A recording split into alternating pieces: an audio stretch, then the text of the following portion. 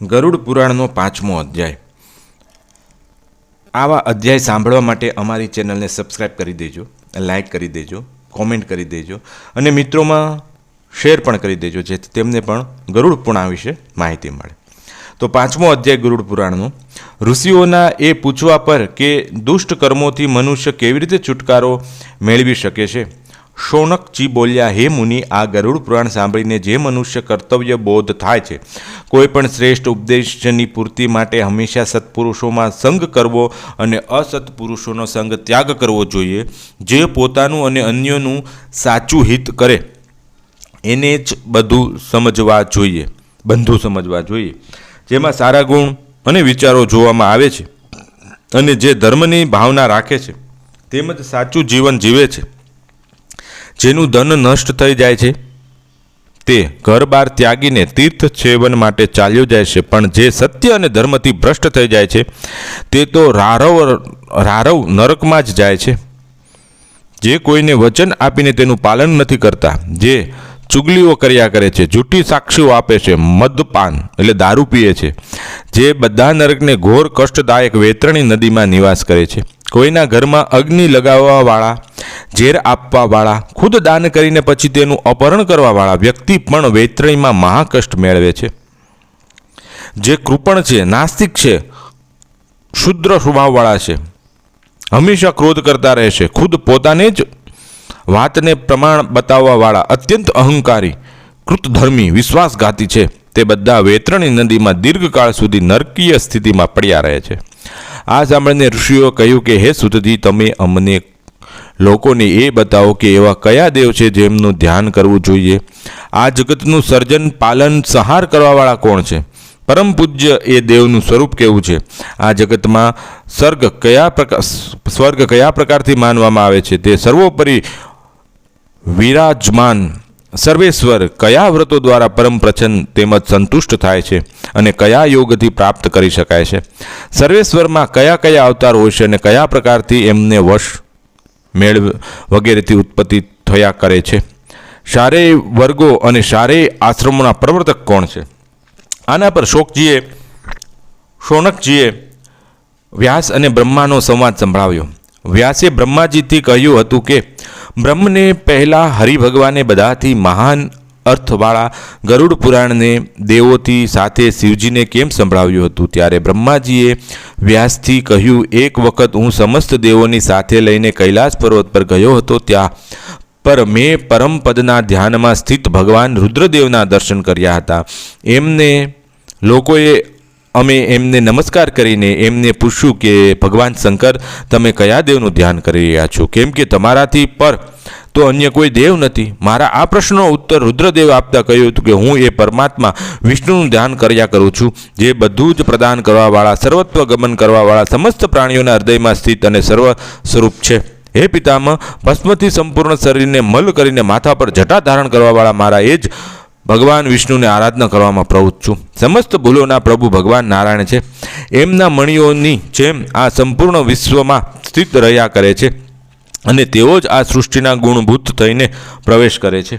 એ ઋતુ, એકાક્ષર, બ્રહ્મ અને સત અથવા અસતથી પણ પરે છે, જેની અર્ચના આ બધા યક્ષ, રાક્ષસો અને કિન્નરો કર્યા કરે છે।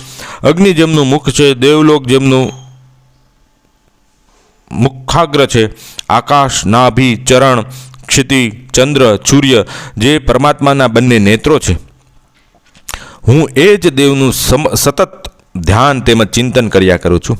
એના પછી ભગવાને યોગના વિષયમાં કહ્યું કે શ્રી હરિએ કહ્યું એના અંતર હવે હું પરમ યોગના વિષયમાં બતાવું છું। હે મહેશ, હે યોગને હવે તમે સાંભળો। ભગવાન વિષ્ણુ સંપૂર્ણ પ્રકારના પાપોનો વિનાશ કરવાવાળા, બધાના ઈશ્વર અને અનંત અને પદ્મભૂમિથી રહિત છે।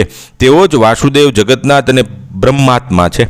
આ જ દેવધારીઓના સ્થિત રહીને નિત્ય છે, બધા પ્રકારના દેહોથી પૃથક છે। તેમણે બતાવ્યું હતું કે હું દેહમાં બધા પ્રકારના ધર્મોથી રહિત તેમજ ક્ષર અને અક્ષરથી વિહિત છું। 6 પ્રકારની સ્થિતિ રહેવાવાળા, દ્રષ્ટા, ધ્રોતા, ધ્રાતા, ઇન્દ્રિયોની પહોંચથી પરે છું। એમના ધર્મોથી રહિત થઈને સર્જન કરવાવાળા અને નામ તેમજ ગોત્રોથી રહિત છું. મનમાં સ્થિત રહેવાવાળા મહાદેવ છું, પરંતુ ખુદ મનથી અપરિવર્તિત રહેવાવાળો છું. મનમાં જે કંઈ ધર્મ હોય છે એ બધાથી રહિત છું. હું વિજ્ઞાન તથા જ્ઞાનનું સ્વરૂપ છું. હું બધું જ બાંધી રાખવાવાળો, બુદ્ધિમાં સ્થિત બધાને સાક્ષી છું, અર્થાત જોવાવાળો હોવા છતાં ખુદ બુદ્ધિથી રહિત છું.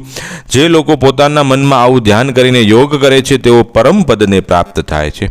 આ પછી પ્રભુએ બતાવ્યું કે આ જાણી લેવું જોઈએ કે યજન કરવું, યજ્ઞ કરવો, દાન દેવું, દાન આપવું, દેવશાસ્ત્રોમાં અભ્યાસ કરવો, અધ્યાપન કરવું આ દ્વિજના શ્રેષ્ઠ ધર્મ હોય છે. દાન આપવું, અભ્યાસ કરવો અને યજ્ઞ ધર્મ કરવો આ ક્ષત્રિય વૈશ્યનો ધર્મ છે. ક્ષત્રિયનું કર્મ દંડ આપવો તથા વૈશ્યનું કર્મ કૃષિ કરવી જે યોગ્ય કહેવામાં આવે છે. બ્રાહ્મણ, ક્ષત્રિય, વૈશ્ય દ્વિજાતિઓની સેવા કરવી જ શૂદ્રોને ધર્મ સાધન કર્મ હોય છે અને શૂદ્રોના કર્મ અને ધર્મની યજ્ઞની જીવિકાનું સાધન હોય છે. ભિક્ષા શરણ કરવી, ગુરુની સેવા કરવી, સ્વાધ્યાય કરવો, સંન્યાસ કર્મ અને અગ્નિ કાર્ય, હવન વગેરે કરવા આ બ્રહ્મચારીના ધર્મ કર્તવ્યો હોય છે. સમસ્ત આશ્રમમાં 2 પ્રકાર હોય છે. આગળ પ્રકારથી 4 ભેદ હોય છે. બ્રહ્મચારીનું બ્રહ્મનું આચરણ કરીને નિષ્ઠક અને બ્રહ્મ તત્પર હોય છે. બ્રહ્મચારી વિધિપૂર્વક ગુરુની પાસે બ્રહ્મચર્ય વિધિથી રહીને વેદોનું અધ્યયન કરે છે. ફરી સમાવર્ત કરીને ગૃહસ્થ આશ્રમને ગ્રહણ કરે છે. બ્રહ્મચારી ગૃહસ્થાશ્રમમાં પ્રવેશ કરીને મરણ પર્યંત બ્રહ્મ કર્મ, અતિથિઓનો સત્કાર, સેવા યજ્ઞ કરવો, દાન આપવું, બ્રહ્મચર્યનું પાલન કરવું અને ગૃહસ્થ ધર્મનું પાલન કરે છે. ગૃહસ્થી ઉદાસીન અને સાધક ભેદથી 2 પ્રકારે થયા કરે છે. જે પોતાના કુટુંબના ભરણ પોષણમાં યુક્ત રહ્યા કરે છે તે સાધક ગૃહી થાય છે. દેવ, ઋષિ અને પિત્તર આ 3 ઋણોને દૂર કરવી અર્થાત ચૂકવીને પછી પોતાની પત્ની અને ધન વૈભવનો ત્યાગ કરીને એકાંકી વિચરણ કર્યા કરે છે તે મોક્ષે ઉદાસીન થાય છે. વનમાં નિવાસ કરવાવાળો આ ધર્મ હોય છે કે જે ભૂમિમાં શયન કરે, વનમાં ફૂલ અને ફળોનું ભોજન કરે, સ્વાધ્યાય કરે, તપસ્યા કરે અને યથા ન્યાય સંવિભાગ કરે. તપસ્યાથી જે અત્યંત નબળો થઈને સતત ધ્યાનમાં જ પરાયણ રહે છે એને વાનપ્રસ્થ આશ્રમ કહેવામાં આવ્યો છે. સંન્યાસી જ સમજવા જોઈએ કે પુરુષ આત્મામાં જ રતિ રાખવાવાળો નિત્ય તૃપ્ત સમ્યક તથા ચંદન સંપન્ન મહામુનિ હોય છે. તે યોગ ભીષુ કહેવામાં આવે છે.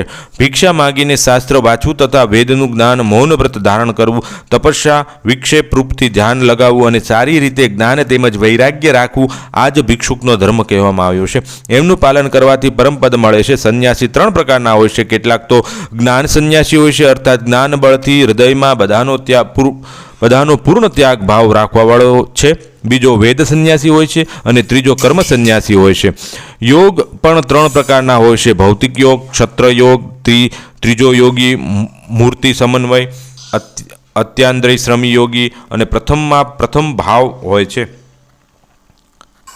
દુષ્કર મોક્ષની ભાવના હોય છે અને ત્રીજામાં અંતિમ પારમેશ્વર ભાવના હોય છે. ધર્મથી મોક્ષ થયા કરે છે અને અર્થથી કામની ઉત્પત્તિ થાય છે.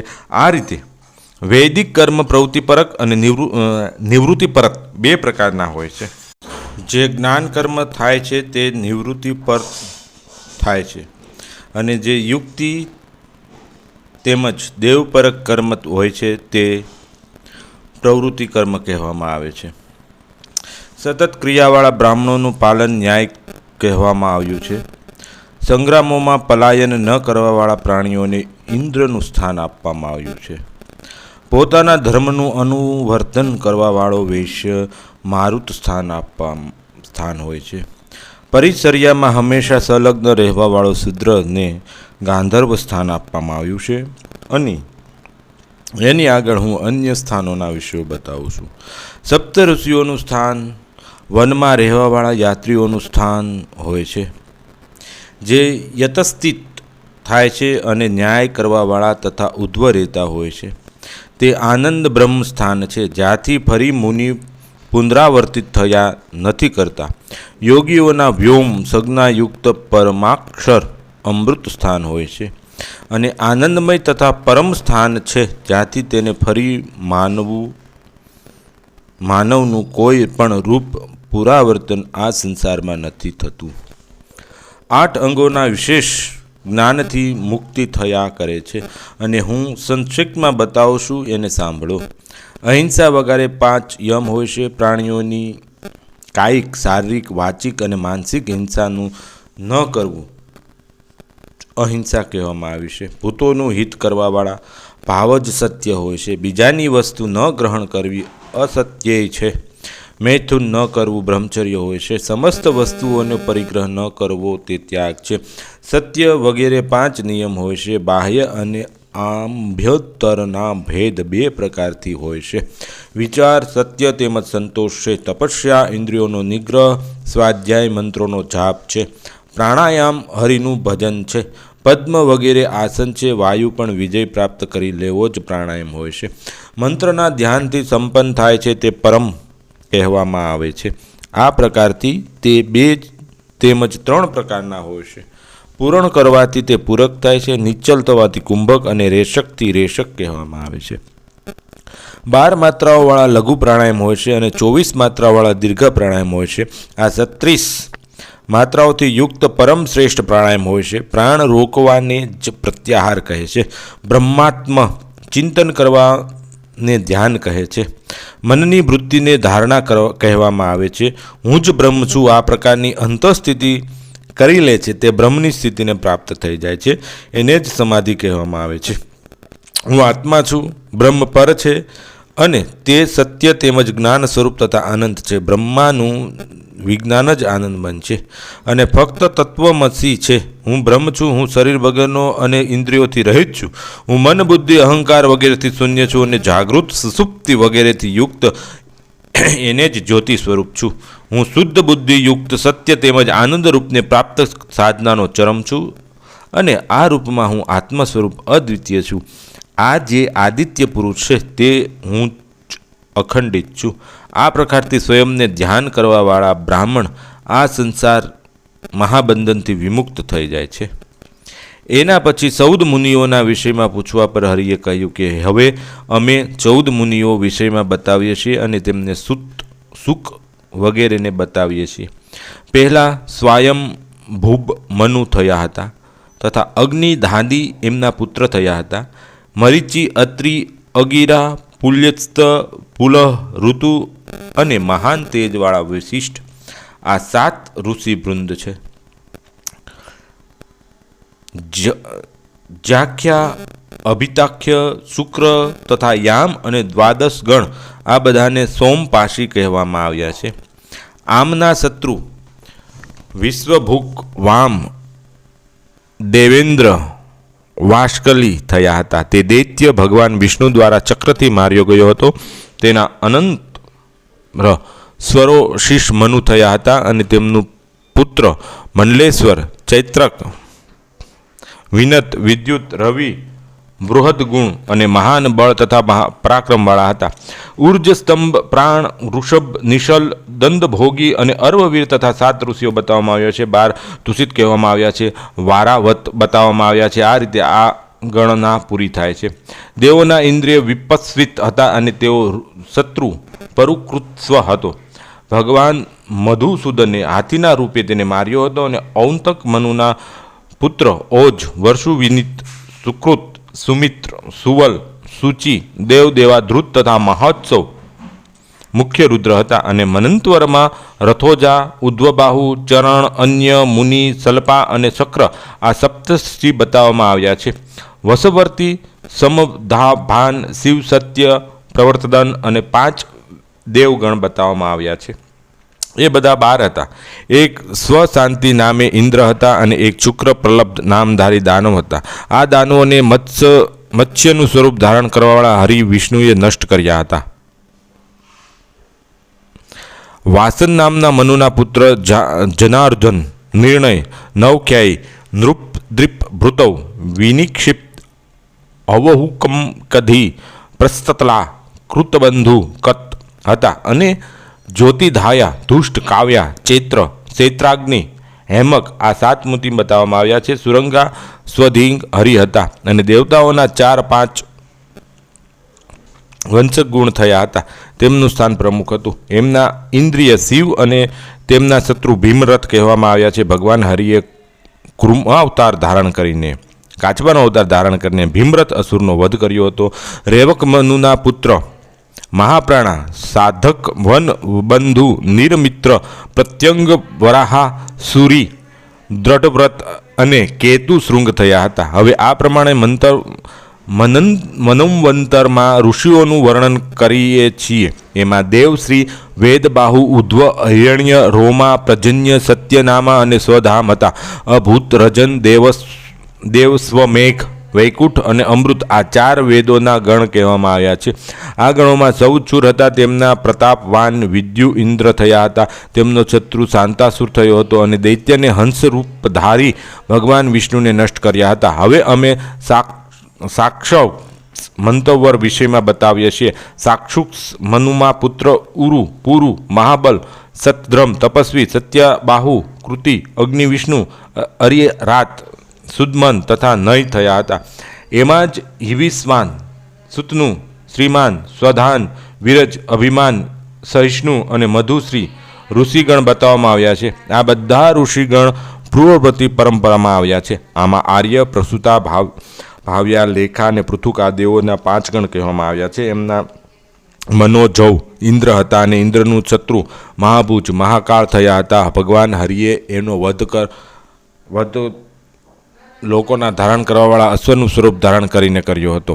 હવે વૈવસ્વ મંતવર બતાવવામાં આવ્યા છે. વૈવસ્વત મનુના પુત્ર સ્વ વિષ્ણુ પરાયણ થયા હતા. એમના નામ આ છે: ઈશ્વાકુ, નાભાખ્ય, વિશિષ્ટ, સરજાતિ, હવનસ્વીત, પાસુનભ, નેશિષ્ટ, કુરૂપ, પ્રદ્યુમ, અત્રિ, વશિષ્ઠ, ભગવાન, જમાગ્નિ, પરશુરામ, કશ્યપ, ગૌતમ, ભારદ્વાજ અને વિશ્વામિત્ર એ મન્વંતર 7 ઋષિ છે.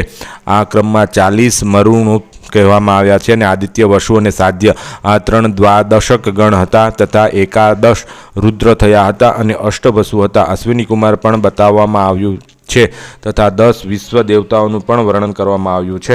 10 અગ્નિરસ દેવ છે તથા 9 દેવગણ છે.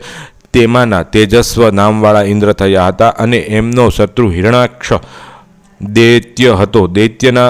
દૈત્યનો ભગવાન વિષ્ણુએ વરાહ અવતાર લઈને વધ કર્યો હતો. હવે આપણે સાવરણ્ય ભવિષ્ય મનુના વિષયમાં બતાવીશું. સાવરણ્ય મનુના પુત્ર વિશ્ય, અર્વવીર, નિદેહ, સત્ય, વાકકૃતિ, ગરિષ્ઠ, વાચ, સંગતિ હતા. અશ્વસ્થામાં કૃપ, વ્યાસ, માલક, દીપ્તિમાન, ઋષભ, મૃગ, રામ હતા. એ મન્વંતર 7 ઋષિ છે. સુતપા, અમૃતાભા અને મુખ્ય આ એ ગુણોના ગણ છે જે પોતાની શક્તિના પૂરા છે. આમાં ઇન્દ્ર વિરોચનનો પુત્ર બલિ થયો, જેમણે ભૂમિના 3 પગથી યાચના કરવાવાળા વામન રૂપધારી વિષ્ણુને બધું જ આપીને રુદ્ર ઇન્દ્ર પદનો ત્યાગ કરીને સિદ્ધિને પ્રાપ્ત કરી હતી. હવે આના અંતર વારુષી, દક્ષ, સાવરણી 9મા પુત્રને સાંભળો. આ બધાની ધૃષ્ટકેતુ, દીપ્તિકેતુ, પંચહસ્ત, નિરાકૃતિ, પૃથુ, સ્વા, બૃહદ્યુત, ઋષિક, બૃહતો, ગુણ, મેઘાતિથિ, ધૃતિ, સબલ અને વાસુ હતા. તેમના સાથે જ્યોતિષ્માગ, હવન, વિદુ અને ઈશ્વર આ ઋષિગણ થયા હતા. તેઓ મરીચી, ગર્ભ અને સ્વધર્મા તથા 3 મુખ્ય હતા. આમાં દેવોનો શત્રુ કાલંક સંજ્ઞાવાળો છે. એનું હનન કરવાવાળા પદ્મનાથ થયા છે. 10મ મનુના પુત્રોના નામ છે: સુક્ષેત્ર, ઉત્મૌજા, ભરિશ્રણ્ય, વીર્યવાન, શતાનિક, નીરમિત્ર, વૃષસેન, જયદ્રથ, ભૂરિપદ્યમન, શ્રુવર્ષા. આમનો ઇન્દ્ર શાંતિ નામધારી હતો. યતો મૃતિ, હિવિશ્વા, સુકત, અવય, ના ભાગ, અપ્રતિમ અને સૌરભ આ મન્વંતરના ઋષિગણ હતા. હવે હું 11મા મનુના પુત્રને બતાવું છું. સર્વત્રજ્ઞ, સુશર્મા, દેવાદ્રિન્ય, પુરુ, ગુરુક્ષત્ર, વર્ણ, ઈઢસુ, આદ્રક છે.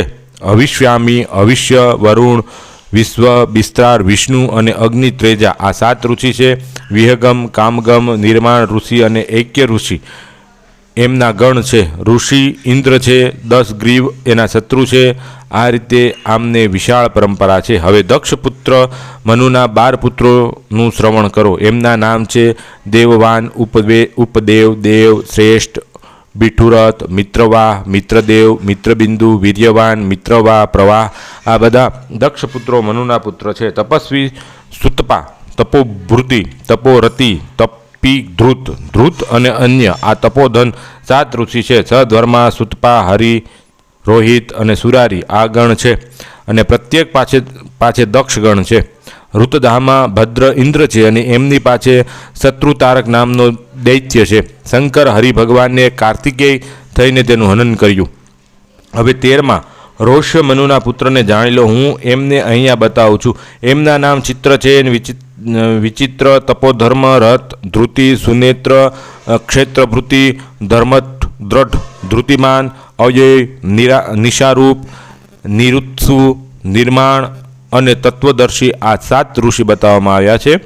સ્વરમાણ સ્વકર્મ દેવગણ છે. એમના 33 વિભેદ છે, જે કે ત્યાં પર દેવોના ગણ હોય છે.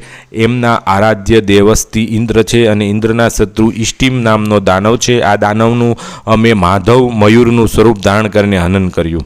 ચતુર્દશ મનુના પુત્રોના નામ આ છે: ઉરુ, ગંભરી, ધ્રુત, તપસ્વી, ગ્રાહ, અભિમાન, પ્રવીર, જિષ્ણુ, સંતદન, તેજસ્વી, દુર્લભ, અગ્નિબાહુ તથા માધ, સુશ્રી, ઉર્જિત, મુક્ત, શ્રુત, તરોવરવી, શ્રુત્ર આ 14 મનુના 7 ઋષિ છે. સાક્ષુક્ષ, કર્મનિષ્ઠ, પવિત્ર, ભાતિન અને બાચા આ 5 દેવોના ગણ છે, જે કે સ્થાપક બતાવવામાં આવ્યા છે. એ દેવતાઓનું ઇન્દ્ર નામ સૂચિ છે. તેઓ શત્રુ મહાદૈત્ય છે, જેના હનન કરવાવાળા ખુદ ભગવાન હરિ એક જ દેવ છે, જે 4 રૂપથી વિદ્યમાન છે. વ્યાસના રૂપવાળા વિષ્ણુ ફરી સમસ્ત પુરાણોની રચના કરે છે. 18 પુરાણ, 4 વેદ એ દેવોના 6 અંગ, શાસ્ત્ર, મીમાંસા, ન્યાય શાસ્ત્રોનો વિસ્તાર, પુરાણ, ધર્મશાસ્ત્ર, આયુર્વેદ, અર્થશાસ્ત્ર, ધનુર્વેદ, ગાંધર્વ વેદ આ જ બધી 18 વિદ્યાઓ કહેવામાં આવી છે. ગરુડજીએ પૂછ્યું કે હવે તમે પોતાના ધ્યાનનું મહત્વ બતાવો. શ્રી હરિએ કહ્યું કે હવે હું હરિના ધ્યાન રૂપ તમને બતાવું છું. જે ધ્યાન આ માયાતંત્રનું વિચ્છેદન કરવાવાળા છે. હે ખગ, જે હરિનું ધ્યાન મૃત ધ્યાન તેમજ અમૃત ધ્યાન આ ભેદોથી 2 પ્રકાર હોય છે. ભાવરૂપથી સ્મરણ કરવું એ અમૃત ધ્યાન હોય છે અને તે તો મેં તમને પહેલાં બતાવી દીધું છે. જ્યારે હું ભગવાન હરિ અર્થાત ખુદના મૃત ધ્યાનને બતાવું છું એનું શ્રવણ કરો. કરોડો સૂર્યની સમાન પ્રકાશવાળા વિષ્ણુ અને હરિ પ્રાજિષ્ણુ હોય છે. કુંદના ફૂલ અને ગાયના દૂધની સમાન ધવલ વર્ણવાળા હરિનું ધ્યાન મુક્તિની ઈચ્છા કરવાવાળાઓએ કરવું જોઈએ. હરિનું સ્વરૂપ વિશાળ અને પરમ સૌમ્ય શંખથી સંવંત છે. ભગવાન હરિ શસ્ત્રો સૂર્યનો તુલ્ય જ્વાળાઓની માળાઓથી ઉગ્ર રૂપવાળા ચક્રને ધારણ કરે છે. હરિનું સ્વરૂપ પરમ શાંત છે અને તેનું દર્શન રૂપ પરમ શુભ છે. ગદા હાથમાં ધારણ કરેલા છે. રત્નોથી આભાથી અતીત જાજલ્યવાન મહાન કિંમતી કિરીટથી સુશોભિત છે. વનમાળા ધારી શુભ સમાન અંશોથી યુક્ત અને સુવર્ણભૂષણોથી શોભિત શ્રી હરિ જ રહે છે. પદ્માસન પર બિરાજમાન પરમ સુંદર વસ્ત્રો ધારણ કરીને શુદ્ધ દેહવાળા અને સુંદર કાનોવાળા શ્રી હરિનું સ્વરૂપ છે. શ્રી હરિ સંપૂર્ણ શરીર હિરણ્ય છે. સુંદર હારને કારણે તેમની ગળાની શોભિત કરવાવાળા શુભ અંગોને પહેરવાવાળા અણિમા મહિમા વગેરે ગુણોથી યુક્ત તથા સૃષ્ટિના સહાર કરવાવાળા છે. ભગવાનની મૂર્તિનું સ્વરૂપ મહામુનિ દ્વારા ધ્યાન કરવામાં આવે છે. તેઓ અસુરો દ્વારા પણ ધ્યાન કરવામાં આવે છે અને દેવો દ્વારા પણ ધ્યેય છે. શ્રી હરિનું મૂર્તિ સ્વરૂપ સંતાપોનો નાશ કરવાવાળું છે. તેઓની શરણાગતિ રક્ષા કરવાવાળા, સુખ કરવાવાળા અને સૌમ્ય સ્વરૂપથી યુક્ત મહાન ઈશ્વર છે. ભગવાન નારાયણ બધા ભક્તોને હિત સંપાદન કરવાવાળા, બધાના સ્વામી, બધાના સુખકર પ્રિય, સૂર્યમંડળના સ્થિત, અગ્નિમાં સ્થિત અને જળમાં વિરાજમાન છે. વાસુદેવ પ્રભુ સંપૂર્ણ જગતનું ધ્યાન રાખવાવાળા, બધાના ધ્યાન કરવા યોગ્ય મુક્તિની ઈચ્છા કરવાવાળા વિષ્ણુ છે. હું જ વાસુદેવ હરિ છું. આ પ્રકારની હરિનું આત્મરૂપથી ધ્યાન કરવું જોઈએ. જે લોકો આ ઉક્ત સ્વરૂપવાળા વિષ્ણુ ભગવાનનું આ રીતે ધ્યાન કર્યા કરે છે તેઓ પરમોત્તમ ગતિને પ્રાપ્ત કરે છે. યાજ્ઞવલ્ક્ય મુનિએ પહેલાં આ પ્રકારની સુરેશ્વર વિષ્ણુનું ધ્યાન કર્યું હતું. તેથી ધર્મોમાં ઉપદેશ કરીને પરમ પદને પ્રાપ્ત થયા હતા. હે શંકર, જે મારા આ બનાવેલા ભગવાન વિષ્ણુનું ધ્યાન પઠન કર્યા કરે છે એ પણ પરમ ગતિને પ્રાપ્ત કરી લે છે. એ ઉપરાંત શ્રી સૂર્યે કહ્યું કે જે ધ્રુવ અર્થાત પરમ નિશ્ચિત પદાર્થોનો વિષયોનો ત્યાગ કરીને અધ્રુવાનું સેવન કરે છે એ પુરુષના ત્યાગ કરીને દેવોથી ધ્રુવ પણ નષ્ટ થઈ જાય છે અને જે અધ્રુવ છે તે તો ખુદ જ નષ્ટ બહુધા થાય છે. બોલવાના અંગથી કે શક્તિથી હીન પુરુષોની વિદ્યા એ જ પ્રકારની હોય છે. જેમ કે કોઈ કાયર પુરુષના હાથમાં આપવામાં આવેલું શસ્ત્ર બેકાર થાય છે, તે જ રીતે જોવા યોગ્ય સ્ત્રી પણ કોઈ નેત્રાજ્ઞ તૃષ્ટિ નથી કરતી. ભોજનથી યોગ્ય પદાર્થોનું હોવું એ ભોજ્ય પદાર્થોના ભોજન કરવાની શક્તિનું રહેવું અર્થાત ખાવા અને પાચન શક્તિને મેળવી રમણીની સાથે રતિક્રિયા કરવાની શક્તિ, શ્રેષ્ઠ વરાંગનાનું મેળવું, વૈભવનું મેળવું અને દાન કરવાની શક્તિનું હૃદયમાં વિદ્યમાન રહેવું, આ 6 વાતોને સંસારમાં પ્રાપ્ત કરવી અર્થાત આ બધી વાતો ઘણી તપસ્યાથી પ્રાપ્ત થયા કરે છે. વેદોના ફળ અગ્નિહોત્ર થાય છે, શુભ ફળ શીલ વૃત્તિનું થાય છે, દારાનું ફળ એ જ હોય છે કે જે રતિકીડામાં પુત્ર સમુત્પન્ન કરે અને તેનું ધન ફળ હોય છે તે દાન આપે અને એના પૂર્ણ ઉપયોગ કરે. પ્રજ્ઞા પુરુષો જોઈએ કે જે એવી કન્યાની સાથે વિવાહ સંબંધ કરે જે કોઈ સારા કુળમાં ઉત્પન્ન થઈ હોય, ભલે તે વિશેષ રૂપલાણ્યથી હીન પણ હોય. એ અર્થથી પણ શું લાભ છે જેની સંગીની અનર્થમાં થાય છે. કોઈ શક્તિ છે કે સર્પની શિખાથી ઉત્પન્ન મણીને ગ્રહણ કરે છે. દુષ્ટ કુળથી પણ ગુણોનું ગ્રહણ કરી લેવું જોઈએ કે બાળકના મુખથી નીકળેલા સુશોભિત પ્રાપ્ત કરી લે. અપવિત્ર સ્થાનમાં પણ પડેલા સુવર્ણને લઈ લે તથા સ્ત્રી રત્નને દુષ્કુળથી પણ ગ્રહણ કરી લેવું જોઈએ. મનુષ્ય જોઈએ કે તે કુળને ભક્તમાં નિયોજિત કરે, પુત્રને વિદ્યામાં નિયોજિત કરે, શત્રુને વ્યસનમાં નિયોજિત કરે, ઈષ્ટને ધર્મમાં નિયોજિત કરે, નોકરો અને આભરણોને યોગ્ય રૂપોમાં અર્થાત સુમુચિત સ્થાનોમાં પણ પ્રયુક્ત કરવા જોઈએ.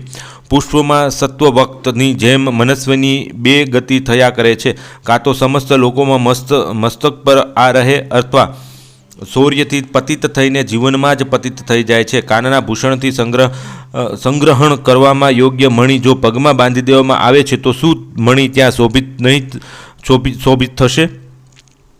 પ્રત્યુક્ત્યા યોજિત કરવાવાળા જ બુરાઈ થાય છે. મસ્તક પર ધારણ કરવાવાળા આભૂષણ પગમાં ધારણ કરવા પણ શોભિત નથી આપતું.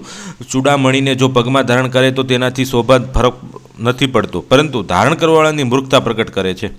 બીજાનો અપકાર કરવામાં ક્યારેય ચિંતન ના કરવું જોઈએ. ધનનો પ્રયોગ કરવામાં કાર્યો, વિદ્યાના આગમ કાર્યો, આહાર અને વ્યવહારમાં મનુષ્યને કહેતા હંમેશા લજાને ત્યાગીને દેવાવાળા રહેવું જોઈએ.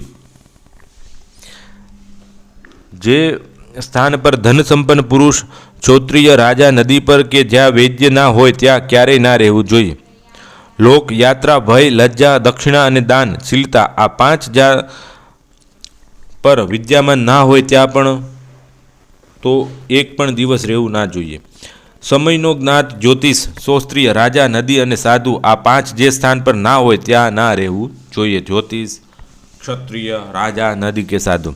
હે સોનતક, બધી વાતો બધા પુરુષને નથી જાણ્યા કરતા, કેમ કે સર્વજ્ઞ કોઈ નથી એ પણ સત્ય છે. બધા મૂર્ખ પણ નથી હોતા. તેમજ ઉત્તમ, મધ્યમ અને નીચનું જ્ઞાન થાય છે, અર્થાત વિવેક બુદ્ધિથી યોગ્ય અને અયોગ્ય નિર્ણય કરી શકે તે જ વિદ્વાન હોય છે. રાજાને સર્વજ્ઞ ગુણવાનનો જ આદર કરવો યોગ્ય છે. અસત વિવેક બુદ્ધિ રાખવાવાળા પંડિતો બધા ગુણો થયા કરે છે અને મૂર્ખમાં ફક્ત દોષ જ રહે છે. મનુષ્ય નિરંતર સત્ય પુરુષોની સાથે સંગતિ કરે અને સત્પુરુષોની સાથે ઉઠક બેઠક રાખે. સત્પુરુષોની સાથે વિવાદ અને મૈત્રી પણ કરવી જોઈએ. પંડિત વૃંદ, વિનીત જન, ધર્મના જાણકાર અને સત્યવાદી પુરુષો સાથે બંધનમાં સ્થિત થઈને પણ અવ્યવસ્થિત રહે અને ખલોની સાથે કોઈ પણ રાજ્યમાં ક્યારેય ના રહેવું જોઈએ, કેમ કે ખલ સંઘનું પરિણામ હંમેશા ખરાબ જ હોય છે. આ કારણથી સમસ્ત વિશ્વ રૂપની કરીને પણ મનુષ્યો અર્થોથી યુક્ત થયા કરે છે. આ કારણથી સમસ્ત કાર્યોની વિશેષ રૂપ જ કરવું જોઈએ. મનુષ્યએ જોઈએ કે રાષ્ટ્રથી કરોના સ્વરૂપમાં પ્રકારથી ધનનો સંચય કરે છે, એના સ્વરૂપને કોઈ દોષ ન લાગે અને જેને તમે સુંદર કુસુમની જેમ સુખી સુશોભિત બનેલું રહે. ગૌતિક્ષરની આ રીતે દોહન રાજાને કરવું જોઈએ.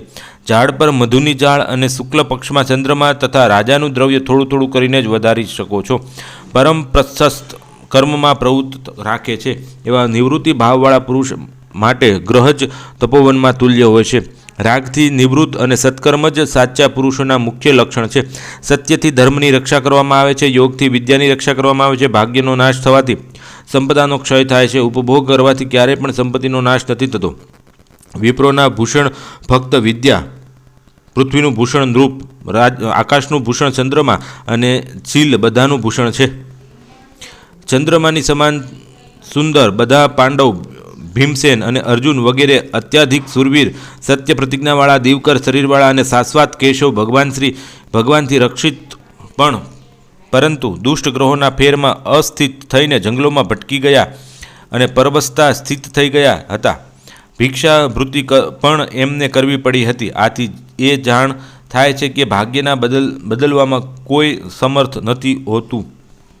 આ કર્મોની રેખા વિદ્યના વશમાં સારાને પણ ભ્રમિત કર્યા કરે છે. ભાગ્ય સર્વોપરી અને સૌથી પ્રબળ હોય છે. એની આગળ કોઈને પણ વશ નથી ચાલતો. એ પરમ સિદ્ધાંત છે. જે કર્મને બ્રહ્માને એક કુંભારની જેમ નિયમિત રીતે દીધા છે, જે કર્મને વિષ્ણુ પણ અવતાર ધારણ કરીને જંગલના મહાન સંકટમાં રાખી દીધા છે, જે કર્મને મહાન દેવ રુદ્રને પણ ભિક્ષુક બનાવી દીધા છે, અને જે કર્મ વશમાં સૂર્યદેવ નિત્ય પ્રતિ આકાશમાં ભ્રમણ કર્યા કરે છે, પરમ પ્રબદ્ધ કર્મ માટે અમારા વારંવાર નમસ્કાર છે. રાજા બલિને સમાન મહાન શ્રેષ્ઠ દાન આપવાવાળા શાશ્વત વિષ્ણુ, વામન રૂપ ધારણ કરવાવાળા યાશક ભૂમિ જેવા પરષોત્તમ દાન, પરંતુ વિપ્રના મુખમાં જળ આપીને પણ રાજા બલિએ યએના પરિણામના બંધનમાં પ્રાપ્ત કર્યા હતા. હે દેવ, યથેષ્ટ ફળ આપવાવાળા તમારા માટે અમારા નમસ્કાર છે. જો માતા સાક્ષાત ખુદ મહાલક્ષ્મી હોય અને પિતા સાક્ષાત ભગવાન જનાર્દન હોય તો પણ જો ખરાબ બુદ્ધિ હોય તો એને હંમેશા દંડ ધારણ કરવો જ પડે છે. જેણે જેવું જે પહેલાં કર્મ કર્યું છે તે તો નિશ્ચિત જ છે કે તેને ખુદ પોતાના પુણ્ય કે પાપકૃત કર્મોનું ફળ અવશ્ય ભોગવું પડે છે. એનાથી બચવા ક્યાંય પણ નથી થઈ શકતો. જેનું દુર્ગ ત્રિકૂટ હતું અને જે રાક્ષસ મહાબલીની પાછી યુદ્ધ કરવાવાળા યોદ્ધા અને સેવક હતા, છતાં પણ એ કષ્ટ સહન કરવું પડ્યું. અસુર ગુરુ અસના દ્વારા જેને સંપૂર્ણ શાસ્ત્રનો અભ્યાસ કર્યો હતો, જે રાક્ષસ રાજા રાવણ પણ કાળના વશમાં થઈને નષ્ટ થઈ ગયો. બાળક, યુવાન અને વૃદ્ધ જે પણ શુભ અશુભ કર્મ કરે છે એમનું ફળ જન્માંતર સુધી ભોગવે છે. કર્મનું ફળ ન મળે એ શક્ય જ નથી થઈ શકતું. જે પ્રાપ્ત થવાનો યોગ્ય અર્થ હોય છે એને મનુષ્ય અવશ્ય જ પ્રાપ્ત કરી લે છે, કેમ કે લલાટમાં લખેલા લેખ કોઈ પણ બદલી નથી શકતું. બીજાઓની પ્રદાન થયેલી વિદ્યા ક્યારેય પણ ઓછી નથી થતી. પ્રત્યે કે બીજાઓને દેન પર વધારે વધે છે. કૂપમાં રહેવાવાળા પાણીની જેમ તે સ્થાયી હોય છે. જે અર્થ ધર્મના દ્વારા ગૃહિત થાય છે તે જ સત્ય થયા કરે છે. ધર્મપૂર્વક પ્રાપ્ત કરવામાં આવેલી સ્ત્રી જ વાસ્તવમાં સ્ત્રી છે. આ લોકોમાં ધર્મના માનવાવાળા પુરુષ મહાન હોય છે, તેથી અર્થને કારણે જ તેનું સ્મરણ રાખવું જોઈએ. અન્નના ચાહવાળા પુરુષ અત્યંત કૃપણ હોય છે. તે જે દુઃખોથી ભોગવે છે તે જ દુઃખોને જો ધર્મ માનવાવાળા મેળવે તો પછી કોઈ પણ કલેશનું તે પાત્ર નથી જ થઈ શકતું. પરંતુ એ ધ્યાન રાખવું જોઈએ કે પ્રયત્ન કરવાવાળા પણ મંત્ર, બળ, વીર્ય, પ્રજ્ઞા અને પૌરુષથી મનુષ્ય અલભ્ય પદાર્થોની પ્રાપ્ત નથી કર્યા કરતા. આથી આ અપ્રાપ્તિના વિષયમાં થોડું પણ દુઃખ ના માનવું જોઈએ. જેની મેં ક્યારેય યાચના નથી કરી હતી એ મેં પ્રાપ્ત કરી લીધું હતું, અને મારામાં મોકલેલો તો ફરીથી મારાથી ચાલ્યા ગયા. જ્યાંથી તે આવ્યા હતા ત્યાં જ પર ચાલ્યા ગયા. અર્થાત જે પ્રદાતા મને આપ્યા હતા તેણે જ મને પુનઃ લઈ લીધો છે. તે એના માટે દુઃખ માનવામાંની કોઈ જરૂરત ના હોવી જોઈએ. એક જ વૃક્ષ પર રાત્રિના સમયમાં અહીંથી અનેક પક્ષીઓ સમાગમ જોયા કરે છે. પ્રાતઃકાળ થતાં જ તેઓ બધા જે એક સાથે રહ્યા હતા વિભિન્ન દિશામાં ઉડીને ચાલ્યા જાય છે. તો એના માટે કંઈ પણ પરિવેદના ના કરવી જોઈએ. પ્રાપ્ત છે એ છે કે સાંસારિક સંયોગ, પિતા, પુત્ર, ભાઈ, ભત્રીજા વગેરેનું પણ એવું જ છે. કોઈ એક જ સ્વાર્થ સંપાદના કરવા માટે પ્રયાણ કરવાવાળા બધામાં જે કરી રહ્યા છે એમાં કોઈ કરી રહ્યા છે, એમનામાં કોઈ જલ્દીથી ચાલીને આગળ નીકળી ગયો છે તો એમાંથી દુઃખી થવાની વાત જ નથી. સંસારમાં પણ આ જ આગળ પાછળ સંસાર ત્યાગ કરવાનો ક્રમ રહ્યા કરે છે. હે સૌનક, જેનો સમય નથી આવ્યો તે નથી મરતો, નહીંતર એક કુશાના અગ્રભાગથી પણ મરી જાય છે, અને જો કોઈ પોયથી પણ તે જીવિત નથી રહી શકતો. મૃત્યુ તો એક નિયત સમય હોય છે, બાકી બધું તો ફક્ત નિમિત્ત માત્ર જ છે. જે પ્રાપ્ત કરવાવાળા હોય છે એને જ માનવ પ્રાપ્ત કર્યા કરે છે, અને જે પ્રાપ્ત થવા યોગ્ય ભાગ્યમાં બંધાયેલા છે એ જ પદાર્થો માનવ પ્રાપ્ત કર્યા કરે છે. દુઃખ અને સુખ પણ એ જ પ્રકારના થયા કરે છે. ભાગ્ય અનુસાર જ પ્રાપ્તિ થયા કરે છે. તેથી કોઈના માટે પણ પ્રલાપ કરવો વ્યર્થ છે. પૂર્વના કર્મમાં યોગ્ય સમય પર પ્રાપ્ત થાય છે. પૂર્વજન્મ તપસ્યા જ સમય આવવા પર ફળવતી હોય છે. ભાગ્યોદયના કુળ, શીલ, વિદ્યા, જ્ઞાન, ગુણ અને બીજ શુદ્ધિ મદદરૂપ થઈ શકે છે, પણ એનું કારણ નથી બની શકતા. જે રીતે ગાયો સેકન્ડો સમુદાયમાં વાસરડાઓ પોતાની માતાની પાસે પહોંચી જાય છે, એ જ પ્રકારે પૂર્વજન્મમાં કરેલા શુભાશુભ કર્મો પોતાના કર્તા પાસે પહોંચી જાય છે અને તે અનુસાર જ ફળ આપે છે. હે દ્વિજ, હે પુરુષ રાગ અને દ્વેષથી યુક્ત હોય છે એમને ક્યારેય સુખ પણ પ્રાપ્ત નથી થતું. વિચાર કરીને હું સારી રીતે જોઈ રહ્યો છું કે સુખ વસ્તુતઃ ત્યાં જ પર હોય છે જ્યાં નિવૃત્તિ હોય છે. જ્યાં સ્નેહ હોય છે, દુઃખોનું મૂળ સ્નેહ હોય છે. તેથી એના સ્નેહમાં ત્યાગ કરી દેવો પર મહાસુખ લઈ જાય છે. આ શરીર જ દુઃખ અને સુખનું આયતન હોય છે. જીવિત અને શરીર જાતિની સાથે જ ઉત્પન્ન થાય છે. બીજાના અધીન કંઈક રહેવું દુઃખ હોય છે અને બધાને પોતાની આધીનતામાં રહેવાનું સુખ હોય છે. સંક્ષિપ્ત સ્વરૂપથી સુખ અને દુઃખ એક ચક્રની જેમ પરિવર્તિત થયા કરે છે. અર્થાત સુખ પછી દુઃખ ને દુઃખ પછી સુખ આવ્યા જ કરે છે. સુખના અંતર દુઃખ અને દુઃખના અંતર સુખ આવે છે. ચક્રનું પરિવર્તન પણ આ જ રીતે નીચેથી ઉપર ને ઉપરથી નીચે એમ થયા કરે, ગોળ ગોળ ફેર્યા કરે. જે થઈ ગયું છે એ અતિક્રાંતિ છે અને જે થવાનું છે તે દૂર છે. જે વર્તમાનથી પ્રવર્તે છે તે શોકથી બાધિત નથી થતા. શ્રી શુકજીએ કહ્યું, આ સંસારમાં કોઈ પણ કોઈનો મિત્ર નથી અને કોઈનો શત્રુ નથી. અહીંયા પરનો કામમાં વશ થઈને જ મિત્ર કે શત્રુ બનાવ્યા કરે છે. શોકથી ત્રણ કરવાવાળા, ભયથી સુરક્ષા સંપાદક તથા વિશ્વાસનું પાત્ર મિત્ર, આ બે અક્ષરવાળા ઉત્તમ રત્ન કોઈને સર્જિત કરે છે. જેણે ફક્ત એક જ વાર પરમ પ્રીતિ તેમજ ભક્તિ ભાવથી હરિ આ ભગવાનને બે અક્ષરનું પુનિત નામનું ઉચ્ચારણ કર્યું છે, એમણે મોક્ષની પ્રાપ્તિને ગમન કરવા માટે પોતાના પરિકરને બંધ કરી દીધા છે. સ્વભાવથી સમુત્પન્ન મિત્રના મનુષ્ય જેવા પરમ સંતુષ્ટ વિશ્વાસ હોય છે, એવો જ વિશ્વાસ પોતાની માતા, પત્ની, સહોદર, ભાઈ અને પુત્રમાં પણ નથી થયા કરતા. જો સર્વદા પરિત્યાગી કરીને રહેવાવાળા પ્રતિને સ્થિર રાખવાની ઈચ્છાઓ છે તો ત્યાં પણ ત્રણ દોષોના સર્વથા ત્યાગ કરી દેવો જોઈએ. ધ્રુત કીડા કરવી, ધનમાં લેવા દેવાના પ્રયોગ કરવા, પરોક્ષમાં સ્ત્રીઓને જોવી અથવા તો એમનાથી સંભારણા કરવા, પોતાની માતા, બહેન, પુત્રી અને એની સાથે એક આસન પર ક્યારેય નિવાસ ના કરવો જોઈએ, કેમ કે ઇન્દ્રિયોના સમુદાય અત્યંત બળવાન હોય છે અને આ મહાન વિદ્વાનોને પણ આકર્ષિત કરી લે છે. અર્થાત મહાન પાપ કર્મ કરવા તરફ ખેંચી જાય છે. પોતાના અધીન રહેવાવાળા વિપરીત રતિવાળા કામ નથી થતા. જ્યાં અપાય બંધ દંડ છે એવા જ અનુવર્તન છે.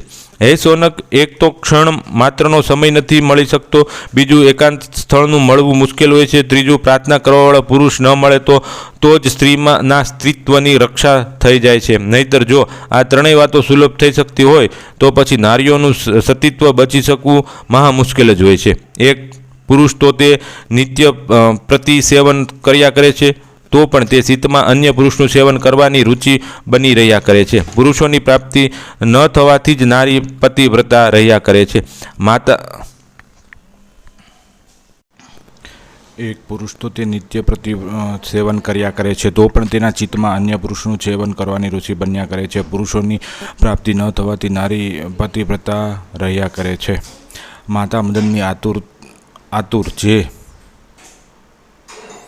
કર્પકલાપોથી રહસ્યમાં કર્યા કરે છે, પુત્રને એમાં પણ ચિંતન ના કરવું જોઈએ, કેમ કે તે ચીલની વિપરીત પતિ કરવાવાળા હોય છે, નિંદ્રા પ્રાધીન હોય છે, હૃદયના કર્તવ્યો અનુસાર હંમેશા એવા હાસ્યો શોકથી પણ રહિત હોય છે. સંચારમાં ગણિકાનું જીવન એવું હોય છે કે જે શરીર પૈસાને પ્રાપ્ત કરવા માટે હંમેશા નિરત રહે છે અને વિઘ્નજનો દ્વારા તેના ગળા હંમેશા વિઘ્નારિત રહ્યા કરે છે. તે ખૂબ જ ઉત્કંઠાને સંતૃપ્તિ વૃત્તિવાળી અને ઘણા લોકોની ઈચ્છા પૂર્ણ કરવાવાળી માનવામાં આવી છે. અગ્નિ, બળ, સ્ત્રીગણ, સર્પ અને રાજકુળના આ નિત્ય પરોપસેવ્ય અર્થાત બીજાઓના સેવાન કરવા યોગ્ય હોય છે અને આ છંઘ પ્રાણોની હરણ કરવાવાળા પણ છે. એમાં પણ કઈ આશ્ચર્યની વાત છે કે જો શબ્દશાસ્ત્ર કુશળ પ્રિય પંડિત હોય છે, આ પણ કોઈ વિચિત્ર વાત નથી કે દંડ નીતિમાં કુશળ વિપ્ર ધાર્મિક હોય, એમાં પણ વિચિત્રતા નથી કે રૂપ લાવણ્યથી સંપન્ન સ્ત્રી સાધ્વી ન રહે, અને એ પણ કંઈ અદ્ભુત વાત નથી કે કોઈ નિર્ધન પુરુષ ક્યારેય કોઈ પાપ કર્મ નથી કરતો. વનમાં કોઈ એક વૃક્ષ હોય કે સુગંધ યુક્ત પુષ્પોથી પરિપૂર્ણ હોય તો એ એક સુવૃક્ષથી જ સંપૂર્ણ વંશ સુવાસિત થઈ જાય છે. જેમ કે એક સુપુત્રથી સંપૂર્ણ કુળ પ્રખ્યાત થઈ જાય છે. ગુણોથી સંપન્ન એક જ પુત્ર સૌથી શ્રેષ્ઠ ગુણહીન સેકન્ડો પુત્રોથી શું લાભ છે? જેમ કે એકલા ચંદ્રમાં અંધકારને નષ્ટ કરી દે છે, પણ તારાગણ સહસ્ત્રાધિક રહીને પણ અંધકારને નષ્ટ કરવાની ક્ષમતા નથી રાખતા.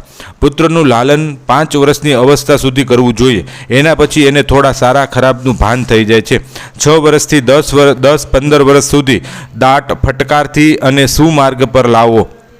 જ્યારે 16મા વર્ષમાં પદાર્પણ કરે તો ફરી એની સાથે એક મિત્રની જેમ વ્યવહાર કરવો. પુત્ર જ્યારે મોટો થઈ જાય છે, ધનનું હરણ કર્યા કરે છે. જો પુત્ર પિતાની પાછે જ મૃત્યુની પ્રાપ્ત થઈ જાય છે, ત્યારે પિતાને મહાન વેદના થાય છે, જાણે એના પ્રાણ નીકળી ગયા હોય. એવા પુત્રને સમાન અન્ય કોઈ શત્રુ નથી કે જેના માટે લોકો અત્યંત લાલાશિત રહે છે. કેટલાક વાઘ મૃદના તુલ્ય મુખવાળા હોય છે, એવો યથાર્થ સ્વરૂપમાં પરિજ્ઞાન પ્રાપ્ત કરવામાં પદ પર અવિશ્વાસ થયા કરે છે. ક્ષમા ધારણ કરવાવાળા પુરુષને બધા પ્રકારની સારા માને છે, પરંતુ એનામાં એક મોટો ભારે દોષ હોય છે કે ક્ષયમાંથી યુક્ત પુરુષ હોય છે અને લોકો શક્તિહીન સમજવા લાગે છે. એ જ માનવામાં આવે છે કે સાંસારિક ભોગ ક્ષણભંગુર હોય છે, તો પણ વિજ્ઞિત પુરુષ વૃદ્ધિ અનાકૂળ હોય છે. હે સોનક, પિતાના મૃત થઈ જતાં પણ જ્યેષ્ઠ ભાઈ પિતાના તુલ્ય હોય છે. તે બધાને અનુપાલન કરવાવાળો હોય છે અને આથી પિતાના જ તુલ્ય હોય છે. જે પણ એનાથી નાના હોય છે એ બધાની સાથે એનો વ્યવહાર સમાન હોય છે. જે પ્રકારથી તુલ્ય ઉપભોગ કરવાવાળા અને જીવન વિતાવવાળા પુત્રોમાં થયા કરે છે. અત્યંત શક્તિવાળા પણ જો વધારે એકત્ર થઈને એક સમુદાયમાં સંગઠિત થઈ જાય છે તો મહાન દારૂણ શક્તિશાળી થઈ જાય છે. જેમ કે એક તણખલાથી બનેલી મોટી દોરડી જેટલી મજબૂત થઈ જાય છે, એમાં પછી હાથી જેવા મહાન બળવાન પશુને પણ બાંધી લેવાની શક્તિ થઈ જાય છે.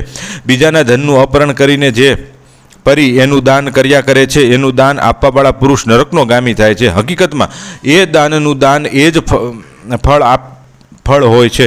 દેવોત્તર સંપત્તિનું અપહરણ કે વિનાશ કરવાની, બ્રાહ્મણોનું ધન અપહરણ કરવાની કે બ્રાહ્મણોનું અતિક્રમણ કરવાથી કુળનો અકુળતા થઈ જાય છે, એટલે કે સમસ્ત કુળનો નાશ થઈ જાય છે. બ્રાહ્મણનું હનન કરવાવાળા, સુરાનું પાન કરવાવાળા, ચોરી કરવાવાળા અને વ્રતને ભંગ કરવાવાળા પુરુષની સત્પુરુષોની નિષ્કૃત એટલે કે પાયશ્રિત બનાવવામાં આવે છે, પરંતુ જે કૃત ધન હબોય છે એનું કોઈ પણ પ્રાયશ્ચિત નથી થતું.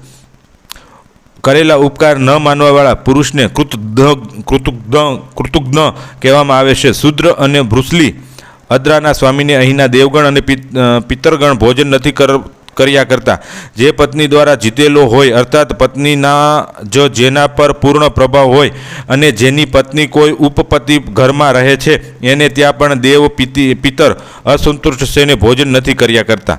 આ 4 પુરુષ સ્વભાવવાળા અને કર્મ કારણે જ ચાંડાલ થયા કરે છે. આ તે જ કરેલા ઉપકારને માન્ય નથી કરતા. બીજા તે જ અનાર્ય હોય છે. બીજા તે જેવો ખૂબ લાંબા સમય સુધી રોષ વિદ્યમાન રહે છે. અને ચોથા કે જે હંમેશા કુટિલ વૃત્તિવાળા હોય છે. 5મા ચાંડાલ તો તે છે જે ચાંડાલ જાતિની સમુપ્ત હોય છે અને દુષ્ટ બુદ્ધિવાળા સાધારણ શત્રુ પણ આ ભાવનાથી કે તે સામાન્ય શત્રુ આપણું શું બગાડી શકે છે, કારણ પણ ઉપેક્ષા કરવા યોગ્ય નથી હોતા. અગ્નિના એવા કણને પણ ઉપેક્ષા નથી કરતો, અર્થાત એ સમાન એવી અગ્નિમાં પણ બધું જ સળગાવવાની રાખ બનાવવાની દેવાની ક્ષમતા વિદ્યમાન રહ્યા કરે છે.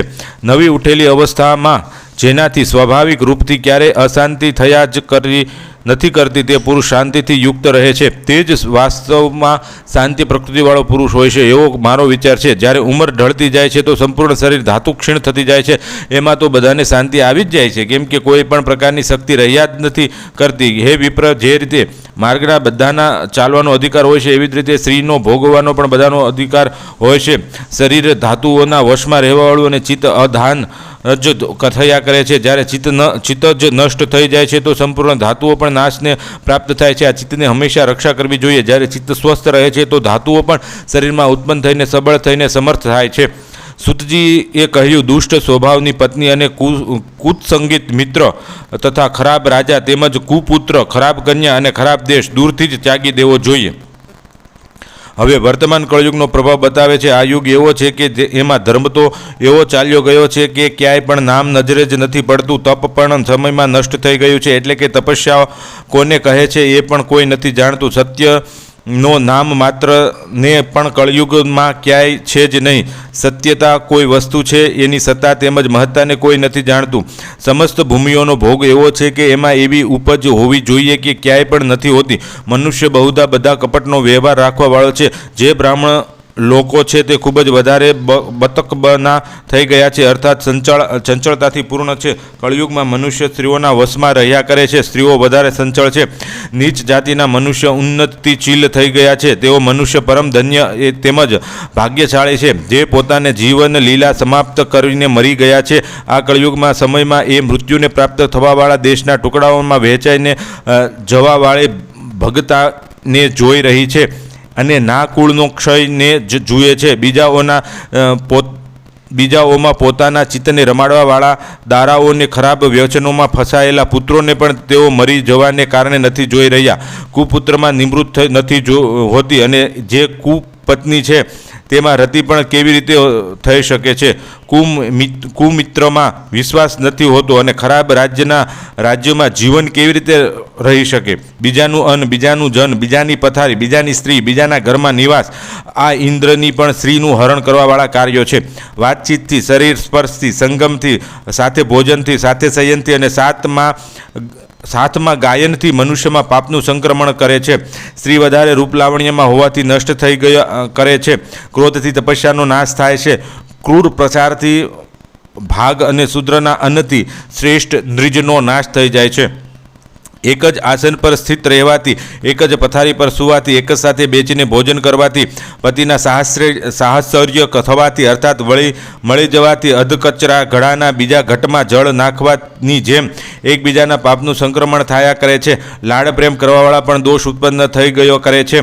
તાડવાથી વધારે ગુણો થાય છે. આથી પોતાના શિષ્યને પુત્રને સર્વદા તાડવા જ જોઈએ, ફક્ત પ્રેમ ના કરવો જોઈએ. દેહધારીઓ માટે વધારે ચાલુ વાર્ધક્ય છે, પર્વતો માટે જળ જ જરા છે, અર્થાત જેમની ક્ષીણતા પહોંચાડવાવાળા હોય છે. નારીઓ સાથે સંભોગ ન કરવો એ વૃદ્ધોની વધારવાવાળી જરા છે. વસ્ત્રને આતપમાં રાખવા જરા છે. જે અધમ શ્રેણીમાં માનવ હોય છે તેઓ હંમેશ કલહને ઈચ્છા કરે છે. મધ્યમ શ્રેણીના પુરુષ સંધિની ઈચ્છા રાખે છે તથા ઉત્તમ કોટીના પુરુષો માનમાં ઈચ્છુક હોય છે, કેમ કે મહાન પુરુષો એકમાત્ર ધન માન જ થયા કરે છે.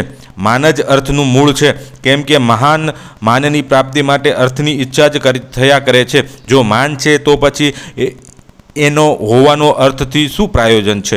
જેના માનનું દર્દ જ ભ્રષ્ટ થઈ ગયું છે અને ધન અને આયુમાં પણ શું લાભ છે? અધર્મ પુરુષ જ ધનની ઈચ્છા કર્યા કરે છે. જે મધ્યમ શ્રેણીના લોકો છે તેઓ ધન અને માન બંને જ અભિલાષા રાખ્યા કરે છે. ધનહીન પુરુષ પણ જે સારા કુળમાં ઉત્પન્ન થયો છે, ક્યાંય પણ નીચ કર્મોથી આરંભ નથી કરતા, અર્થાત ધનની પ્રાપ્તિ માટે ખરાબ કામ ક્યારેય નથી કરતા.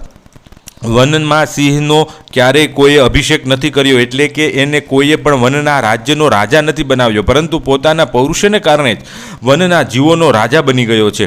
પ્રમાદશીલ વેશ્ય એટલે કે વેપાર વ્યવસાય કરવાવાળા, માન રાખવાવાળા, ભવ્ય એટલે કે સેવાવૃત્તિ કરવાવાળા, માનવ વિલાસશીલ ભિક્ષુ અને વગર ધનવાળા કામી તથા અપ્રિય વાણી બોલવાવાળા વિરાગના, આ લોકો પોતાના કર્મોમાં ક્યારેય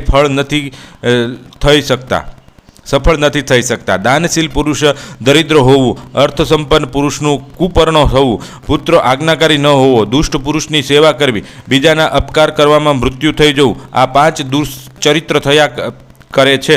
પોતાની પત્નીથી વિરહ થઈ જવો, પોતાના જનો દ્વારા અથવા પોતાના જ જનોના મધ્યમાં અપમાન થવું, ઋણ બાકી બની રહેવું, ખરાબ પુરુષની સેવા કરવી અને દારિદ્ર હોવાને કારણે મિત્રોથી વિમુખ થઈ જવું, આ 5 કાર્યો એવા છે જે વગર જ અગ્નિમાં ખૂબ તીવ્ર જલન આપ્યા કરે છે.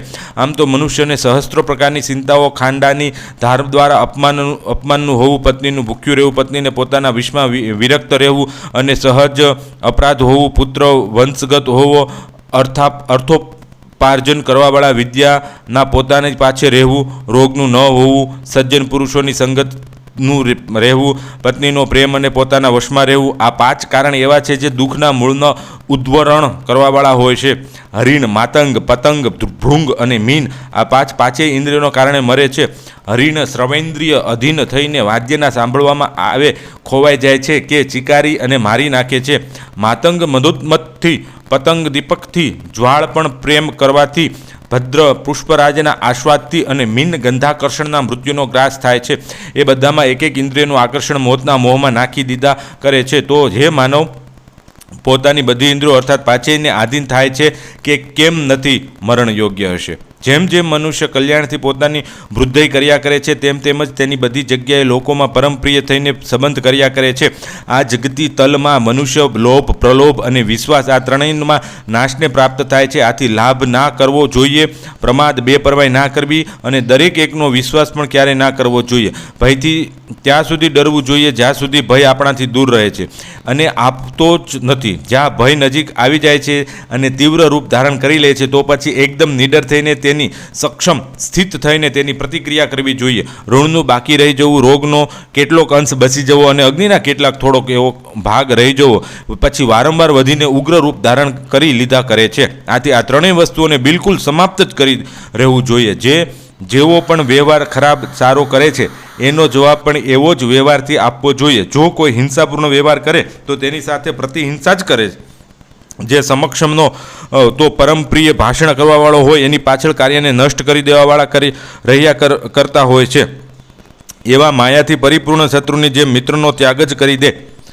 દુર્જન પુરુષના સંગથી સજ્જન પુરુષ પણ વિનિષ્ટ થઈ જાય છે.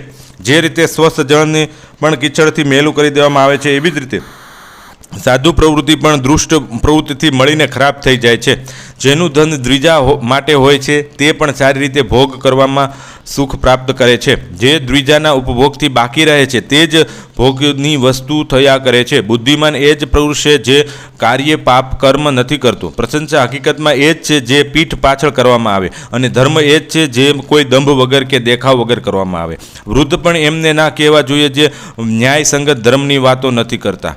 ધર્મ એ જ હોય છે જેના સત્યમાં વિદ્યમાન છે અને સત્ય એ જ છે જે છળકપટથી અનુવિઘ્ન ન હોય. મનુષ્યમાં બ્રાહ્મણ સર્વશ્રેષ્ઠ માનવામાં આવે છે. તેજોમાં સર્વાધિક સૂર્યદેવ છે. શરીરમાં સંપૂર્ણ અંગોમાં માથું સર્વોચ્ચ અંગ હોય છે અને વ્રતોમાં સત્યનું વ્રત જ સૌથી ઉત્તમ વ્રત છે. મંગળ કાર્ય એ જ છે જેમાં માનવનું મન પ્રસન્નતા અનુભવ કર્યા કરે. જીવન એ જ સાર્થક તેમજ સફળ થાય છે જેમાં બીજાઓની સેવાનું કાર્ય કરવામાં આવે. કમાણી એ જ છે જેનો ઉપભોગ પોતાના મનુષ્ય દ્વારા કરવામાં આવે અને ગર્જના કરવી એ જ સફળ છે જે સંગ્રામમાં શત્રુઓની સમક્ષ કરવામાં આવે છે. સ્ત્રી એ જ સુખ પ્રદાન કરવાવાળી છે જે ક્યારેય અભિમાન કરતી નથી. સાચું સુખ એ જ મનુષ્ય હોય છે જેમણે તૃષ્ણા નથી હોતી. મિત્ર એ જ હોય છે જેનો પૂર્ણ વિશ્વાસ કરવામાં આવે અને હકીકતમાં પ્રશસ્ત પુરુષ એ જ હોય છે જેનાથી પોતાની ઇન્દ્રિયોને જીતી રાખ્યો છે. જેમાં સૌહાર્દ્ય વિલુપ્ત થઈ જાય છે અર્થાત સૌહાર્દ્યનો ભવ નથી રહ્યા કરતો. ત્યાં સ્નેહ અને આદર પણ છૂટી જાય છે. પ્રશંસા યોગ્ય એ જ છે જેની સ્તુતિ આત્મ દ્વારા કરવામાં આવે છે. આ પ્રકારે સદાચાર અને ધર્મમાં અનેક રૂપ માનવ જીવન શિક્ષા માટે થાય છે. એને અપનાવીને મનુષ્ય પોતાના જીવનમાં સંતુલન પ્રાપ્ત કરી શકે છે અને જીવન સફળ કરી શકે છે. અહીં ગરુડ પુરાણનો 5મો અધ્યાય પૂરો થયો. 6થો અધ્યાય હવે આગામી આવશે. એને માટે આપણે અમારી ચેનલ સબસ્ક્રાઈબ કરો અને આવા મહત્ત્વપૂર્ણ ભાગો તમે સાંભળી શકશો.